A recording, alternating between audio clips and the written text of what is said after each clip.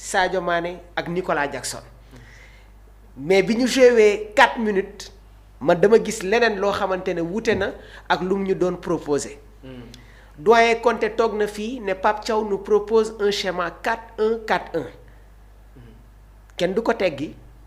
ndax formation yi juste point de départ la. li am solo trop moom mooy animation bi mais Pape Thiaw démb 4-3-3 bi daf ko soppi en un 3-4-2-1 asymétrique avec le ballon. su fekkee nag tey jii nii équipe égyptienne bi moom moo yor la possession de la balle. Le 3-4-2-1 se transforme en un schéma 4-4-2 en losange. Sans le ballon, l'équipe se retrouvait tactiquement avec un schéma 4-4-2. léegi nag flexibilité boobu noonu tey jii moom moo désorienté carrément le bloc d'Ossam Hassan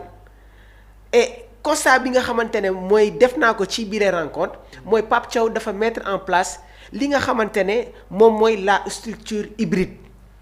C'est-à-dire. Parce que sur le papier nee naa la c'était un schéma 4-3-3 mais dans l'animation Pape Bouna Thiaw dafa mettre en place un système à géométrie variable maanaam en phase de relance l'équipe nationale du Sénégal se retrouve avec un schéma 3-4-2-1 Moussa Niakhaté El Hadj Malick Diouf Kalidou Koulibaly laataa muy génn ki nga xamante ne nag moom mooy Krépin Diatta démb gis nañ ne que il se retrouvait comme un piston droite. Parce que Iliman Ndiaye daf ko doon libérer le couloir en jouant comme intérieur. beneen mbir bi tamit mooy boobu la structure moom moo désorienté carrément le bloc d'Ossam Hassan ba tey tamit damay ñëw ci li nga xamante ne moom mooy la structure hybride gis nga suñu ñëwee au niveau du milieu de terrain. Pape Alassane Gueye ak Idrissa Gana Gueye dañu doon rester dans l'axe pour sécuriser les contres égyptiennes. Il n'y avait pas un marquage individuel sur Eman Achour. déedéet mais gis nañ pressing bi Gana Gueye di def ci kawam. non c'est-à-dire. di ko topp même ba dem xam nga marquage individuel par moment yenn entraîneurs yi ils te diront demal coller joueur bi. bul ko may espace. mais démb c'était pas seulement Idrissa Gana Gueye qui surveillait Eman Achour mais da ngay gis ne que il y avait une complémentarité ak Pape Alassane Gueye à chaque fois que l'équipe égyptienne avait la possession de la balle suñu projeté wu suñu ay camp l'équipe sénégalaise xamoon nañ ne que Égypte fenn rek moom lañ leen mën a indilee ay problèmes mooy sur les contres ki nga xamante ne nag moom mooy Sadio Mané ak Iliman Ndiaye nee naa la ils ont libéré énormément d'espace sur leurs couloirs respectifs léegi nag question bi nga xamante ne ñu bëri ñu ngi koy poser mooy pourquoi ce schéma a tué le plan de Ossam Hassan. parce que entraîneur égyptien bi dafa doon xaarani à un Sénégal classique boo xamante ne dañu doon il pensait que nos ailiers allaient venir déborder effectuer des centres. moo tax démb moom jàppoon na ne que Ismaïla Sarr moom mooy démarrer bi les rencontres. Pape Bouna Thiaw pour miser beaucoup plus sur la possession de la balle et pour casser les lignes genre match yooyu noonu doo ko football te amoo un joueur comme Iliman Ndiaye. et ça a été bénéfique. moo tax ma ne la bu ñu critiquer Ossam Hassan de mais il faut saluer chef-d'œuvre tactique bi nga xamante ne moom la Pape Bouna Thiaw indi ci bile rencontre léegi nag ce qu'il faut savoir mooy en resserrant le jeu à l'intérieur avec Mané et Sadio Mané ak Iliman Ndiaye Pape Thiaw a créé un énorme dilemme tactique pour l'Égypte am na lu ñuy woowee l'asphyxie axiale maanaam les 4 milieux de terrain sénégalais Pape Gueye Idrissa Gana Gueye Habib Diarra ak ki nga xamante ne moom mooy Krépin Diatta dañ doon fermer genre c'est comme si il y avait une ligne au niveau du milieu de terrain léegi nag ce qu'il faut savoir mooy toujours dans ce dispositif tactique là dañu gis ne que il y avait une formation maanaam un carré magique au milieu donc l'Égypte avec ses 3 milieux de terrain était constamment en infériorité numérique barki démb Maxu Mandela wax na ko fii moom ak le doyen Conté chance bi nga xamante ne Sénégal dina ko am ci bile rencontre mooy lors des offensives égyptiennes ñun dañuy nekk toujours en supériorité numérique. xam nga sànq nee naa la il n'y avait pas un marquage individuel. sur Eman Achour. il n'y avait pas aussi un marquage individuel sur Mohamed Salah. mais il y avait juste des constructions des marquages complets ci yenn secteurs yi maanaam à chaque fois que Mohamed Salah avait la balle. on voyait beaucoup plus El Hadj Malick Diouf mais am na beneen joueur boo xamante ne moom mooy nekk en soutien de El Hadj Malick Diouf sur la verticalité mu amaat beneen joueur boo xamante ne tamit moom mooy nekk ci ginnaaw.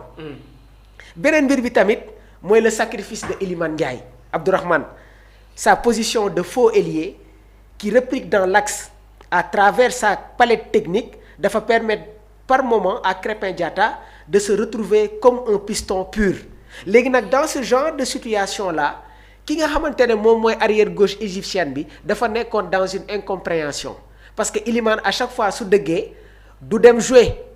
ci horizontal bi de mais day jéem a piquer ci intérieur bi yóbbu ko permettant toujours à Krépin Diatta d'avoir beaucoup plus de liberté moo tax man nag li ma jaaxal dans la deuxième mi-temps bi ki nga xamante ne mooy Fatoux génnee l'entrée de Trezeguet je l'ai pas compris wax naa la tamit sur l'isolement de Mohamed Salah c'est-à-dire sans le ballon l'équipe nationale du Sénégal dañ doon passer en un schéma 4-4-2 léegi nag Pape Bouna Thiaw dafa demander à Habib Diarra qu'il glissait sur le côté et El Hadj Malick Diouf de créer une zone de nasse c'était un match purement tactique nañu jëlaat suñu temps toogaat seetaan exactement lan la ñu Pape Bouna Thiaw proposé c'est un entraîneur qui a ses diplômes c'est un entraîneur boo xamante ne il a la capacité de décrypter de déchiffrer l'évolution tactique bi nga xamante ne moom la football di doxee nii Salah n'était pas marqué individuellement mais Mohamed Salah était enfermé systématiquement dans un triangle composé du latéral du milieu excentré ak d'un défenseur central Abdourahmane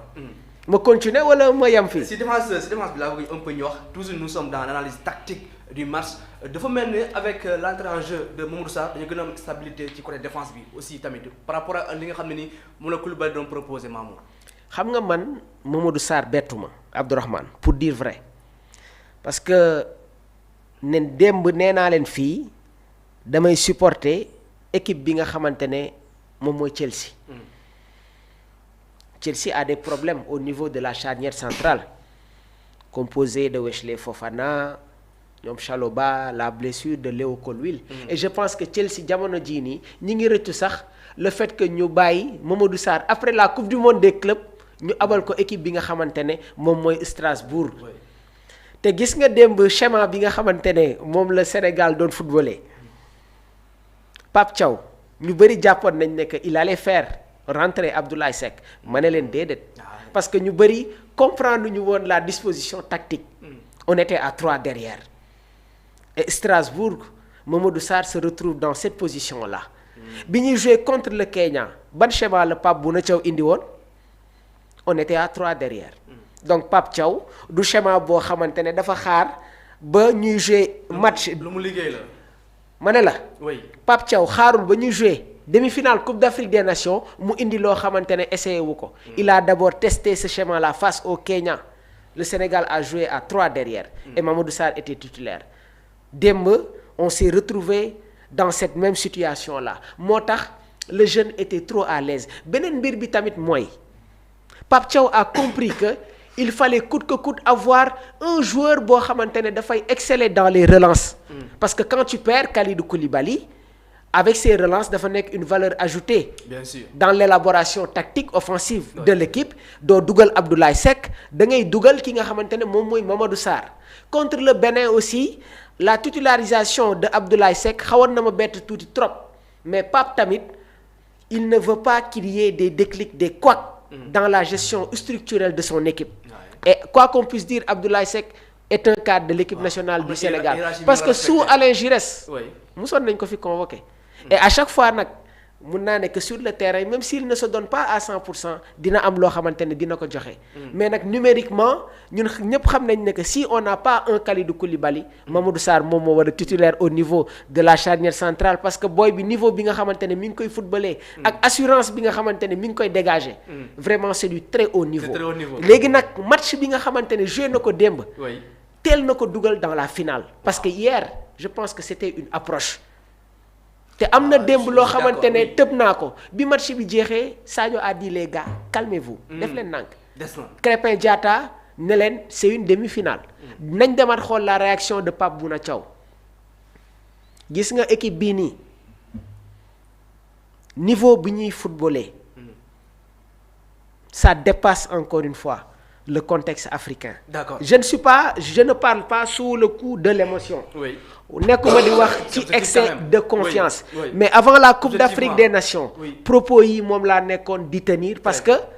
je connais la valeur de cette équipe. et joueurs yi dama leen di seetaan régulièrement.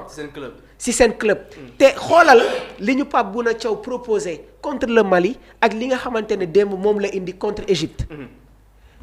jarul il n'a pas cette durée bi nga xamante ne daf koy permettre mu mettre en place un projet dans la longévité. Il a des idées claires quand même. déedéet c'est-à-dire en